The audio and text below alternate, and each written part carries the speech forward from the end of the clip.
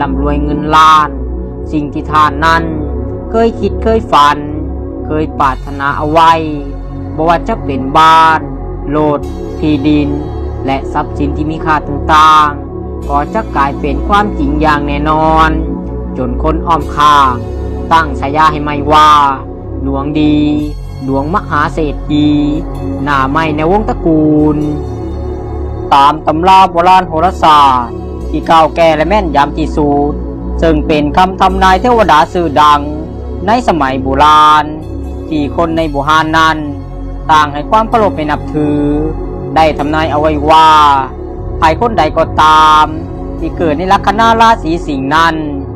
ดวงชะตาวาสนาจะได้จับเงินแสนแขนเงินล้านในปีนี้อย่างแน่นอนจึงเหตุให้ดวงชะตาวาสนา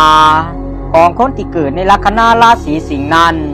ขึ้นสู่ดวงมหาโภคทรัพย์ดวงเศรษฐีเป็นที่เรียบร้อย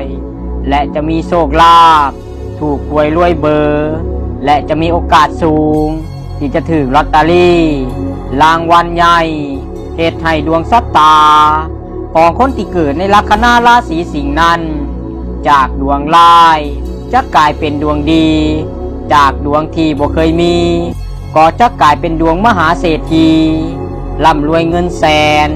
ร่ำรวยเงินล้านจนสามารถเอาเงินก้อนนี้ไปปลดหนี้ปลดสินบ่ว่าหนี้สินก้อนนั้นจะหลายเพียงใดก็สามารถปลดได้ตามสบายใจและรวมถึงการใช้สอยต่างๆในครอบครัว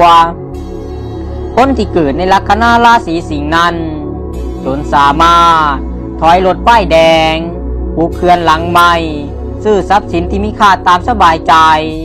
และคนที่เกิดในลัคนาราศีสิงห์นั้นในช่วงอายุตอนยังน้อยอาจจะเป็นคนที่ค่อนข้างทุกข์ยากลำบากกากกรรมก็ตามแต่พอชีวิตก้าวขึ้นมาสู่วัยกลางคนดวงชะตาวาสนาจะพลิกผันจากดวงร้ายจะกลายเป็นดวงดีจากดวงที่บ่เคยมี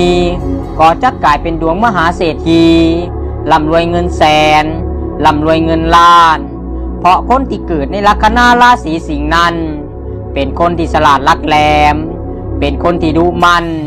เป็นคนที่มักใฝ่หาความรู้อยู่ตลอดเวลาเป็นคนที่เว้าม่วนเป็นคนที่ว่าจาดีและเป็นคนที่เข้าหาผู้หลักผู้ใหญ่ได้ง่ายจึงเหตุให้ผู้หลักผู้ใหญ่ที่เข้ามาพบเห็นหลงหักหลงเสน่ห์ของคนที่เกิดในลัคนาราศีสิงห์นั้นและจะมี